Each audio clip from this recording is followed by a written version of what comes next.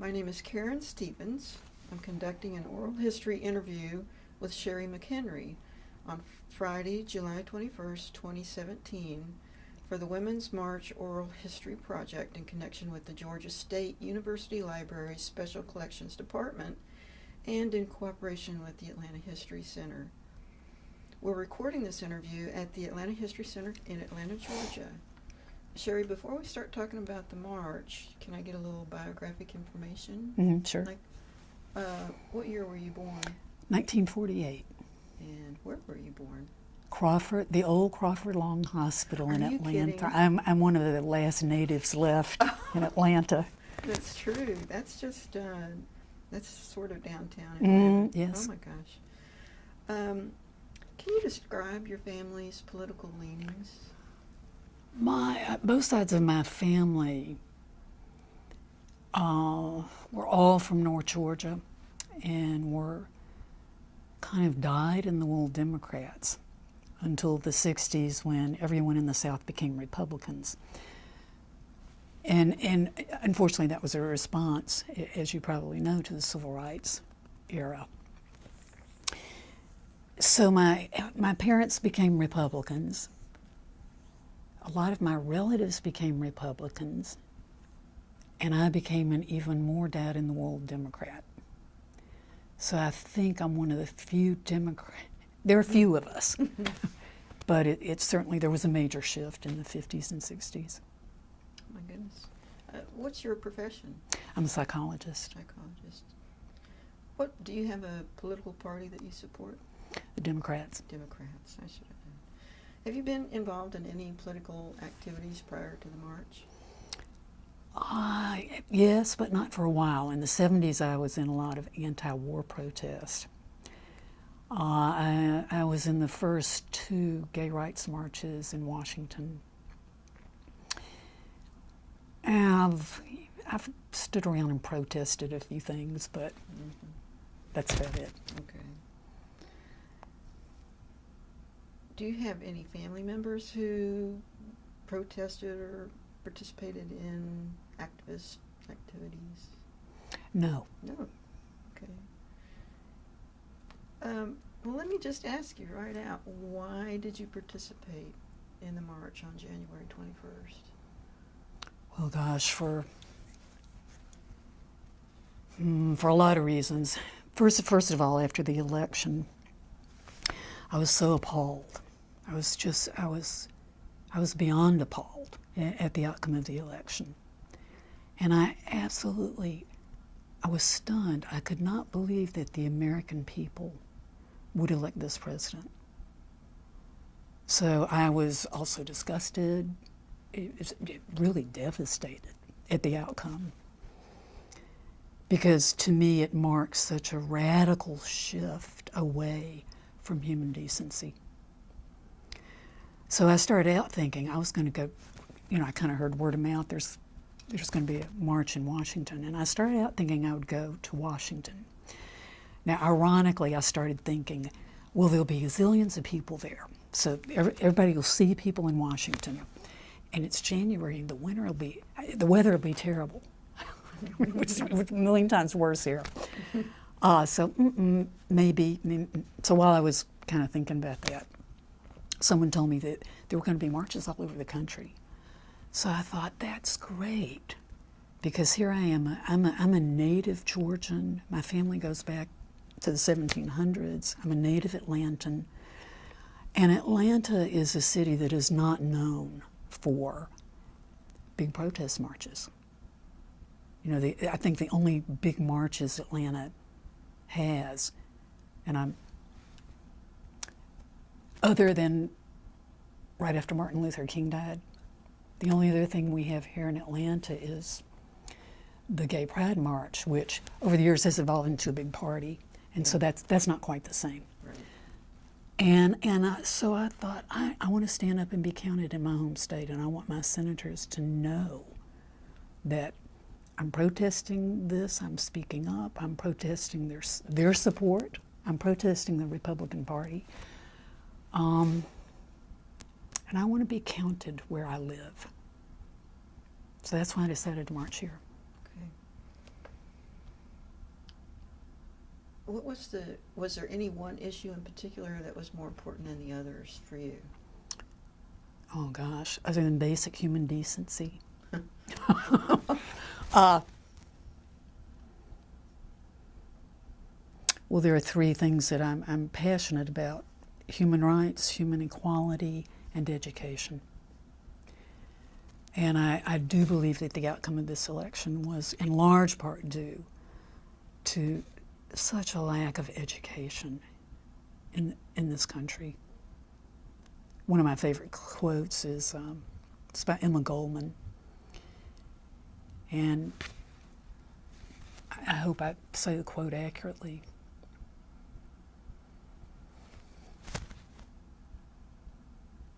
And now I can't remember it.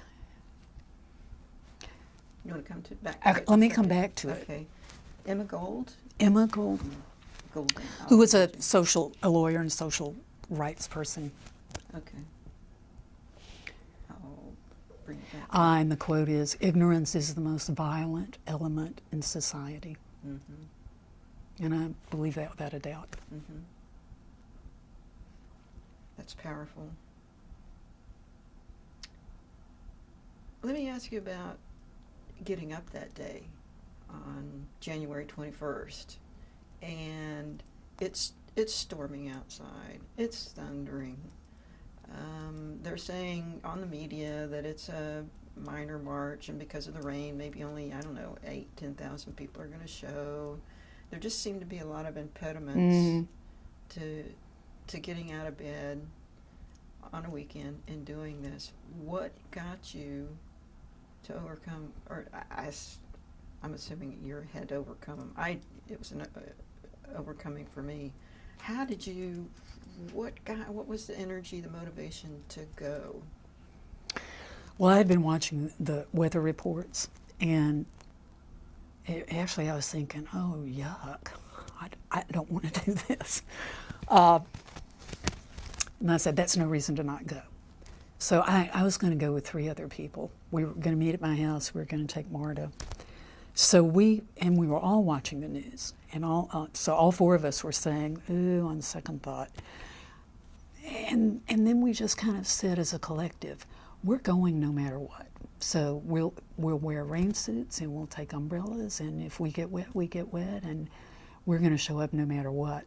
So on the day of that march, I woke up about 5 o'clock in the morning, the worst thunderstorm, lightning, pelting rain.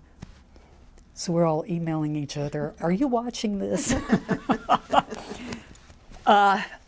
So I went rummaging through my closet, and I got out my golf rain suit. It's totally bright yellow. I was the only person in the march who looked like Tweety. I didn't have a sign, but I looked like Tweety.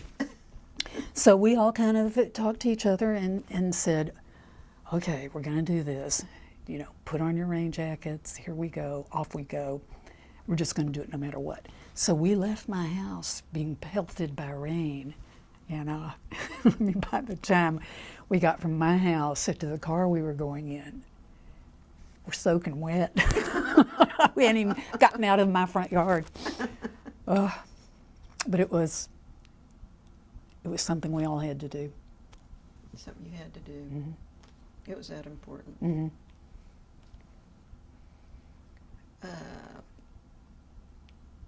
So what were you hoping to get something out of the experience as you got up that morning? Was there something you were hoping to get out of the experience? I wasn't expecting anything.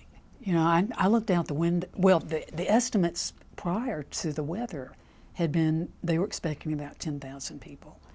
And I thought, yeah, that about sounds like Atlanta. Atlantans don't march for things. So when I looked out the window, I thought, well, that cuts that number down to about maybe 5,000 people will show up, maybe. So that's what I was thinking, 5,000 people will show up. And of course, as the 4 of us got in the car, we're soaking wet, we haven't even left yet. We were all saying, do you think anybody's going to show up for this? And we all said, no. We really thought, it may just be us. Yeah. So I had no expectations. Okay. So you traveled with three other people?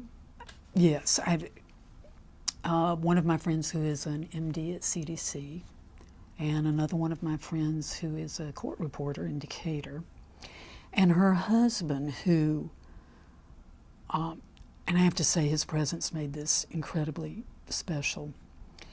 He's from Argentina, and he had escaped from Argentina in the 1970s. He had been arrested when they were first starting to round people up, and by a fluke was let go after being interrogated all night. And he knew they were going to come back, and he walked all the way across South America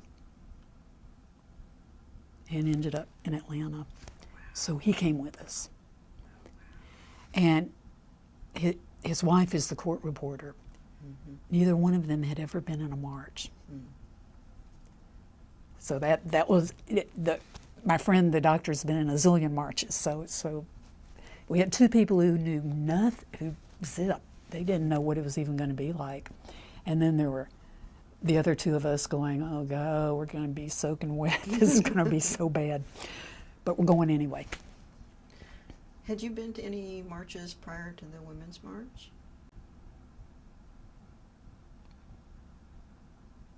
The first two gay rights marches in Washington, which were unbelievable. Yeah. You know, those were million people marches. And in Piedmont Park. Yeah. Well, back in the 70s protesting the war, you kind of didn't march. You just you gathered and stood around and protested. Mm-hmm. And the marches that were 200 people. Oh. You walk around the park. Oh.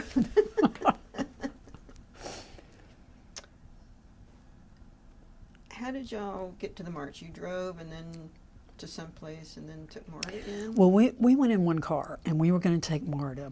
And, I mean, luckily we live in a neighborhood that's very close to Marta.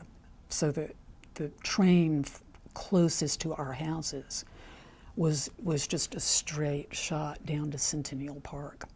So we said, well, we'll leave about an hour before the march starts, and we'll take Marta, and we'll leave the car at Marta, blah, blah, blah. So actually I was driving because I had the biggest car. So we go to the MARTA station. We went to the Eastlake MARTA station. It's pouring down rain. You could hardly see in front of you. And so driving toward the MARTA station, of course we didn't see any people. And the parking lot wasn't full yet. It was maybe half full. So I'm like, okay, all right. That confirms what we're all expecting. So I let everybody out at the station. I went and parked. Well, by the time I parked, the lot was full. What? Cars were just kind of, it's like everybody said we need to be there an hour before the march. So everybody was just kind of like showing up. So this is a MARTA station that is, you don't walk in on the ground level. You have to walk in on the ground level, and you take escalators up. So as you approach the station, you can't tell if anyone's there or not. And so the people I was with said, we'll meet you upstairs by the turnstiles. So off I go. It was mobbed. Wall-to-wall people. Now luckily we all got our MARTA cards before we went and got on the train. Oh. So there are a lot of people, there's a mob of people buying MARTA cards, people who don't normally ride MARTA. And we were just like, whoa, oh, wow. So first of all, we're going, wow, this is great. People are showing up. The trains were packed. I mean, we waited for a couple of trains to go by. Oh my goodness. So the station's wall-to-wall people. The trains are wall-to-wall people. Mm-hmm. It was great. So we're like, some people are going to show up with us. What was the atmosphere like? Were people, I don't know, energetic or milling about, or did people have signs and caps? A lot of people had signs and hats, and well, what was great is there was such a diverse age span. There were grandmothers with their daughters and their granddaughters, men, women, black, white, Latino, just a real mix of people. And I think everyone was having the same reaction we were. It's like everyone was, I mean, the crowd was kind of quiet. Everyone was looking around going, it was like, oh my God, people showed up. Whoa. And where are we going? And what's going to happen next? So that was more the atmosphere. Okay. So what was your first impression when the MARTA train opened there at Centennial Park? Well, we didn't get out at Centennial Park Oh. because it was pouring down rain. So we decided to get off at the Omni station so we could walk through CNN. I mean, you couldn't. The wind and the rain would about blow you down. So we're trying to figure out how long can we stay inside somewhere and how can we dart between parking lots, which is what we were doing, literally. Now, granted, it was that kind of rain where it didn't matter what you had on. You know, when the rain goes this way, it's in all your clothes. You couldn't even open your umbrella. Wow. You know the cartoon where the umbrella flies that way? That's what happened to my umbrella. So, you know, we dodged as much as we could, but when we got out at that station was mobbed. And we were just, it was more just, wow, wow, wow. And so we're looking around reading signs, and it was like, the rain doesn't matter. This may be a good thing. So we walked over to Centennial Park in the rain. Still, we could barely see our hands in front of our faces. Wow. So in terms of like who was going to be there and what was that going to look like, we couldn't see anything. Mm-hmm. So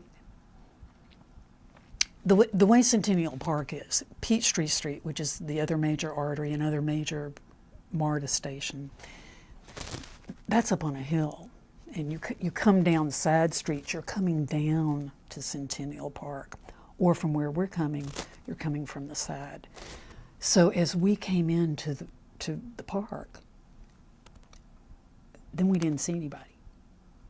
So of course you walk up, and they had a stage and they had speakers, and the organizers, I think the organizers thought 1,000 people might show up because you couldn't hear a thing. You know, there were no speakers in the rain. You could hear rain pelting, and you know, so everybody's just kind of crammed in, waiting. Mm-hmm. So we stand there and wait. Well, when people are crammed around you, you can't see. If you're standing flat, you don't know who's around you. So we stood there thinking, well, you know, maybe 5,000 people showed up, and they all rode our MARTA station.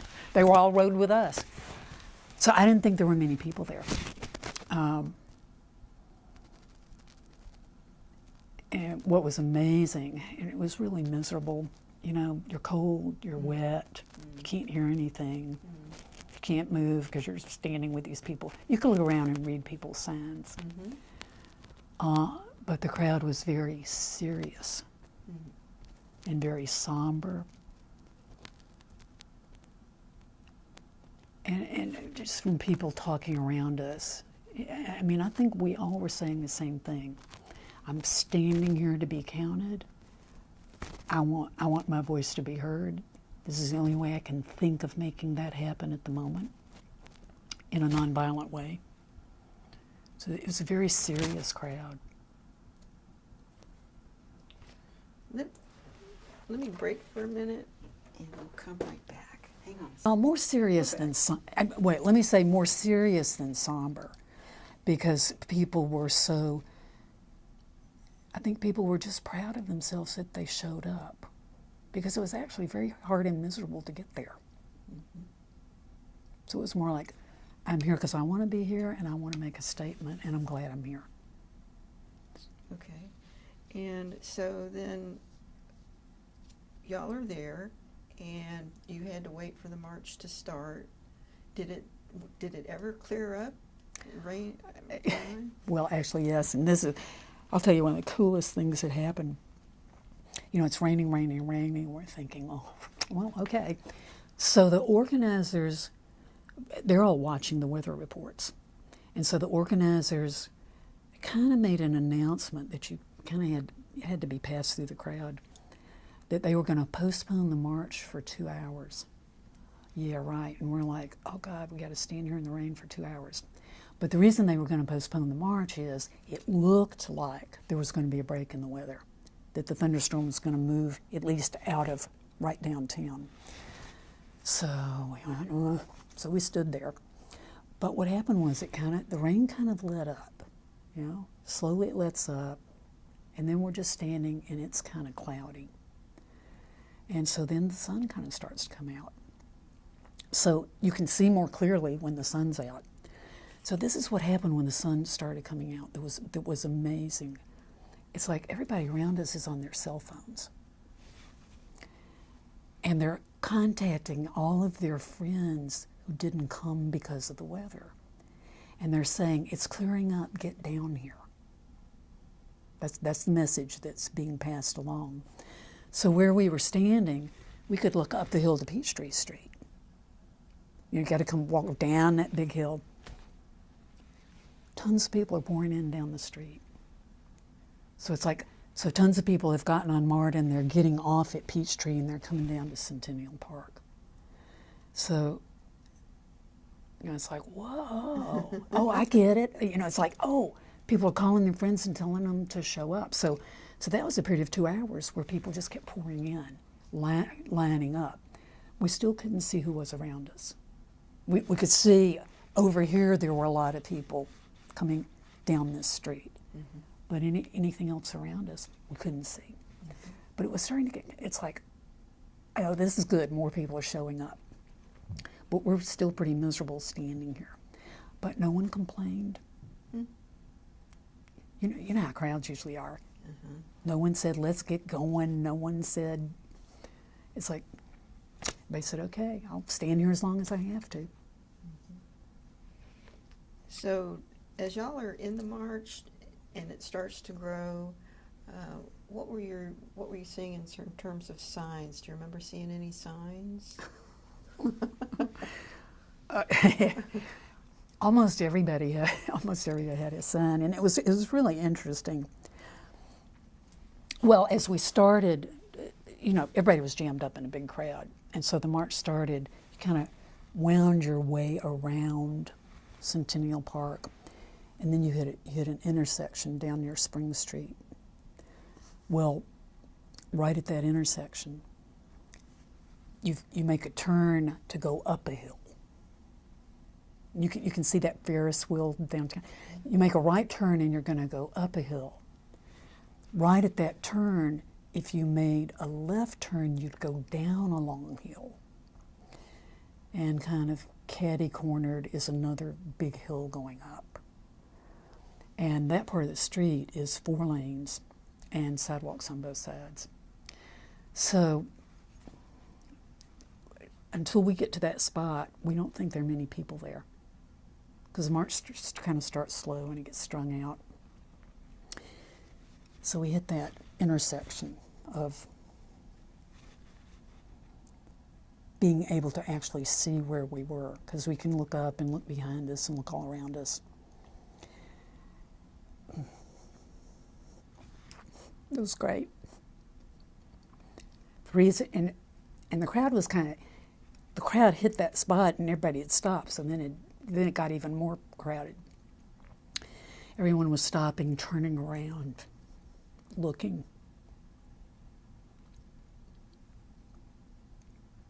In awe, as far as you could see, in front of you, behind you, around you, the streets all the way to the sidewalk, people. I spent the whole march where I couldn't see where the crowd ended in the front. I couldn't see where it ended in the back. I couldn't see where it ended on the sides. It was fantastic. It was moving.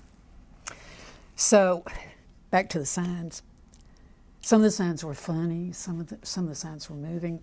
One of my favorite signs was this woman had this sign that said, "Oh boy, now I can see Russia from my backyard too." One Latino had a sign that said, "You better pay attention, we do the shit work." I mean, some signs were very serious, some were funny. So it was great fun reading everybody's signs. And the signs were very different depending on the generation. Like college kids would say, "This pussy's speaking up," and, you know, baby boomers would have much more serious. Not quite Trump is the devil, but just everything you could possibly think of. It was incredibly moving. Were people doing chants? No. No chants. Some, you know, every once in a while college kids would chant, but everybody else, this was a serious, I mean, I can't stress what a peaceful, nonviolent, serious statement people were making. It was like, I'm not here partying, I'm not, you know, I'm not going to riot, but this is serious, I'm thinking about this. I hope the media is watching. Well, I don't like cell phones, but one good thing about cell phones is that as we were going through the march, people who had cell phones were starting to pass around the news pictures of all the marches all over the country. Oh, yeah. So we're getting, and CNN was hovering over us too, so we could see a picture of ourselves, and you know, the news was saying all over the country, people are just pouring in to make a statement. And I don't think any of those marches all over the country, I don't think there was a lot of chanting, and I think it was, I'm serious, I'm marching. It was almost a meditative march.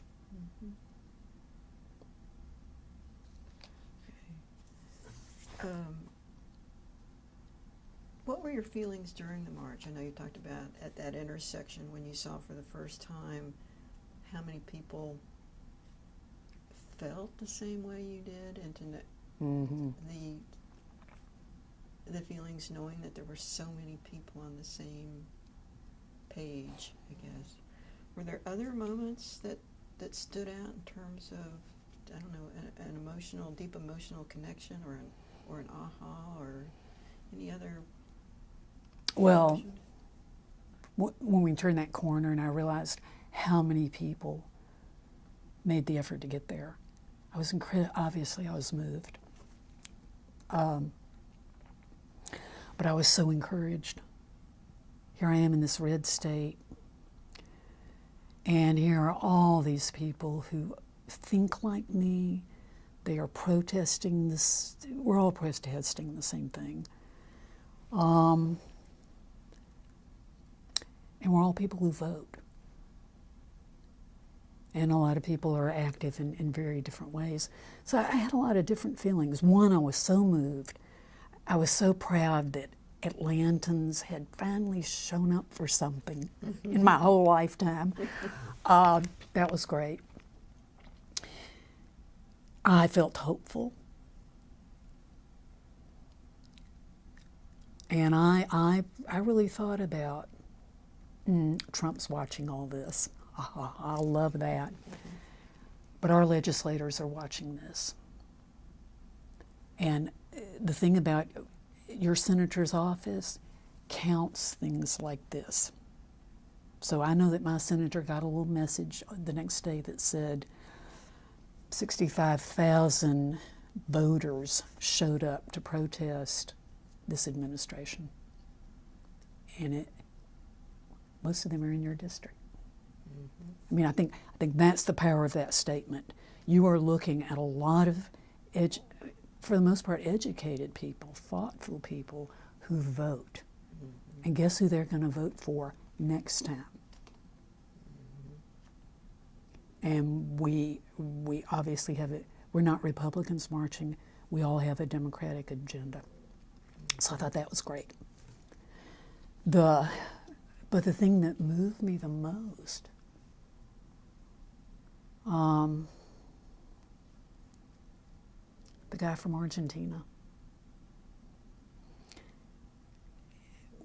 Gosh, probably about halfway through the march, And we'd kind of get separated, and then we'd kind of keep up with each other and get separated. And I had kind of been in the back somewhere, and so I kind of caught up with them. And he was standing looking around crying, which is what I'd done back at that corner. And he said, I've never been in a march like this in my whole life, and this would never, ever happen in Argentina, ever. So he was going through that march thinking about his oppressive country that he left. He's never gone back. And what a statement about, you know, as discouraged as we all were and disgusted as we all were, that we live in a country where we can peacefully protest. People aren't coming and beating us up because we're marching. That was an incredibly moving moment to me. That as angry as I am about this current administration, I still live in a country with freedom of speech. That was great. Yeah. Did you ever get to hear any of the speakers, or was that No, drowned out? that was like, well, there was one. This is one of those things that I think was meant to be, because we were not that far away from the stage, and every once in a while we could kind of hear somebody talking, but we didn't know what they were saying. But for some reason, and I think it's because the crowd kind of started to move to get ready to march, John Lewis led the march. John Lewis and our former mayor Shirley Franklin, and so he marched. I mean, he talked right before we started marching, and we could hear him for some reason. And so his thing is make good trouble. Make good trouble. And that is the note we walk down on. Oh, Make good trouble. oh, So I'm glad I got to hear that. yeah. Tell me about the law enforcement. Did you see police, and how did you feel about that? Well, there were tons of police, and now this was very interesting. Because all the marchers, when they would pass a group of police, would walk by and shake their hands and say, "Thank you for being here today." Oh, Unlike many marches of the past. But actually, I think there was a pretty heavy police presence. And certainly around the Capitol, there were, the SWAT guys with the sniper guys, because they were all over the buildings, luckily unneeded. Mm-hmm. Oh, I have to tell you the best sign I saw. okay. Carrie Fisher had just died a couple of days before the march.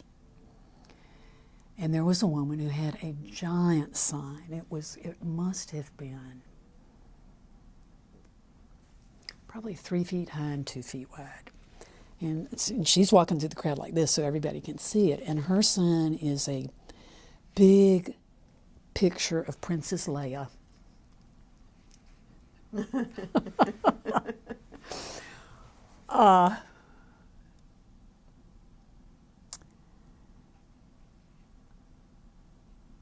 And she had a slogan on the bottom about, it was one of the slogans from Star Wars. Mm-hmm.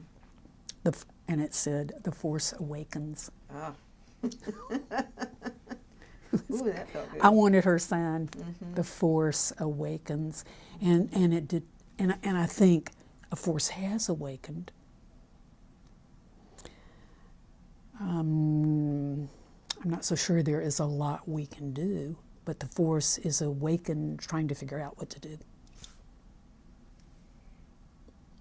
Do you think that this movement that started with the march is still going? Here we are 6 months later, or going still going, but in a different way, or slowing down, or what do you? Well, what do I you think what's happening is that certainly more people are inspired to be active in some kind of way. Now, a lot of times there's not a lot you can do, but you can call your senators. I call my senators every Monday, and I tell them exactly what I think about everything that happened that week and what I think they should vote for, and I tell them I vote, and I tell them I'm going to campaign against them when they run again. Because those calls and letters count. A lot of people don't know that. Some people are getting more active in their local political parties. Some people are running for minor offices. Because I do think there really is a shift in awareness of understanding about how our government works. And I think that's happening to everybody, that people are more and more looking at, hey, it's not just who did you elect as president. It's Congress. It's your local, everything goes from your local level up to Washington. So if you want to make a change, you've got to start changing how people vote in your district. So I think a lot of people are more locally active and much more able to understand how important it is to vote. That's huge. And I think there are a lot of people who also really got the message, here's what happens when you don't vote. Here's what happens when you throw your vote away. Here's what happens when you vote for that third party candidate because you want to make a statement. Great, you made a statement and you still threw your vote away. So I think there's a different shift about that. I think many more people are aware of gerrymandering. I think this is a good thing and a bad thing. We're much more aware of how local politicians can affect the vote.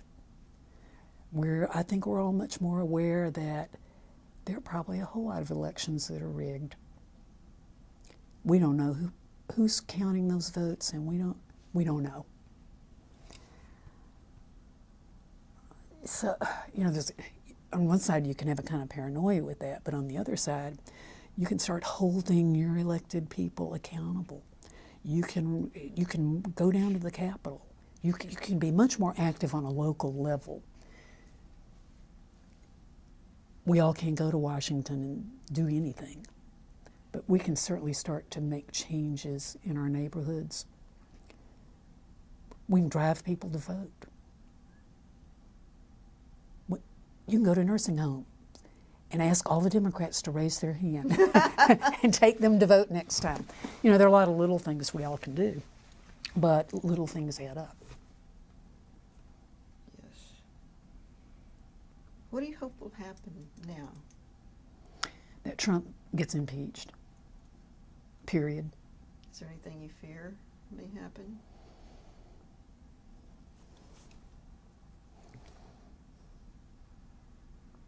No, I started out being terrified he was going to bomb the world or start a war.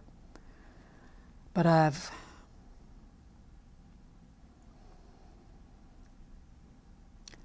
really get it that Congress can stymie anything. And what has been happening more and more is Congress is ignoring him. Now, unfortunately, Congress is moving along with its own agenda. Congress is starting to ignore him. Some senators are starting to distance themselves from him. Like, you can see them starting to leave the room. With the Russia investigation, I'm thinking he'll be impeached for obstruction of justice, on an ethics charge. I think it will take a long time. People in Congress want to hold on to their seat, and they represent their neighborhoods, and unless unless their districts are protesting and threatening them, they're not going to stand up and challenge Trump. Just won't happen. But like Nixon and Watergate, you know, one bad thing, you find out one bad thing, you go, well, that's not so bad. Find out another, well, that's kind of bad. You know, what you discover builds. But actually, the thing I'm most worried about is that we're so inundated with news and we're so inundated with what's going on that everyone will begin to see everything is normal, everything is being on the same plane. And that horrid behavior, that racism is okay, xenophobia is okay, homophobia is okay, throwing the poor out the window is okay, bullying people is okay, sexism is okay. That I'm worried about a lot, much more than a bomb. I think every church in this country should be speaking up against just the lack of civility. I think every one of us should be speaking up about that. That I blab about a lot to people. Especially people who send me things on Facebook. And I'm not a Facebook user. About once a week I don't post anything, but I'll kind of flip through stuff.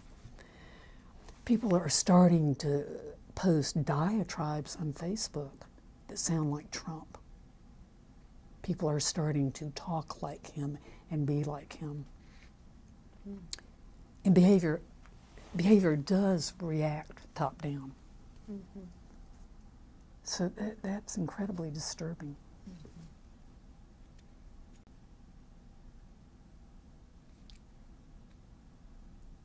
What strategies can you suggest to people who are trying to cope with the change or the chaos or the uncertainty? That we're all reacting to. Do something. Do something that will help you believe that you can make a slight difference. Maybe you can do it in your church. Maybe you can talk your minister into talking about how people need to behave. Maybe you can work for voter registration. At the very least, you need to call your representatives every week. Call them, write them. This I would say the strongest. You call your senator and you talk to an aide.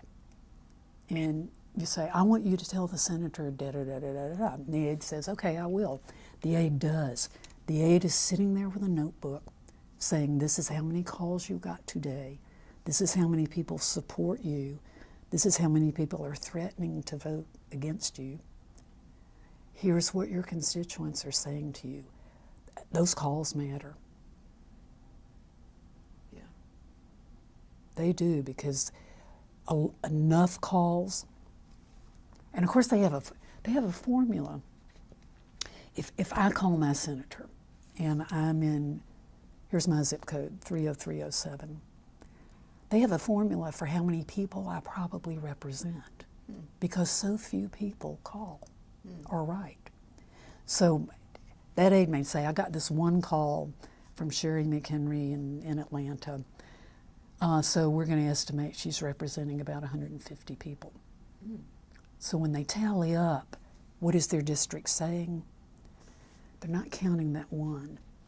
They're adding up this person probably represents 10 people, this person probably represents 500 people.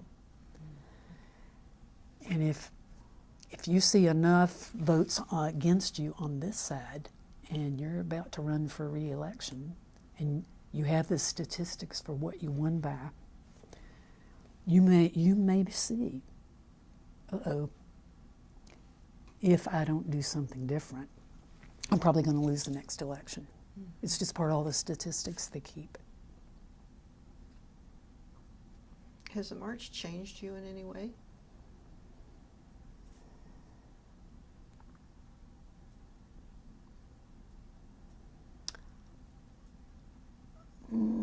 don't think so. I think I'm much more disturbed about the state of the world. I think everyone around me is. But in terms of my belief system, or my values, or how I see the world, I don't think so. Okay. Do you have any advice for anyone who's considering going to a march in the future? Bring your rain suit. Show up. Uh-huh. Your presence counts. Your voice matters. And it is incredibly uplifting to be with people who think as you do, and to be reminded that there are still people around you who have your value system. That's incredibly affirming. So that's probably the most important thing about being in a march.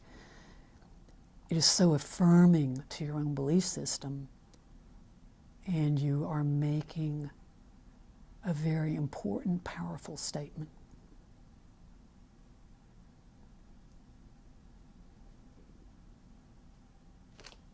Let me, as we start to wrap up the interview, let me ask you, is there anything that you wanted to discuss or talk about that we haven't mentioned in the interview so far?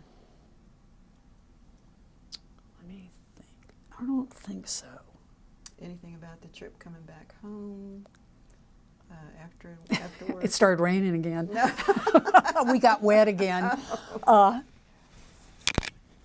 Well, I think we left just like everybody else left. We were just awed and affirmed, and no, actually, this is how we felt.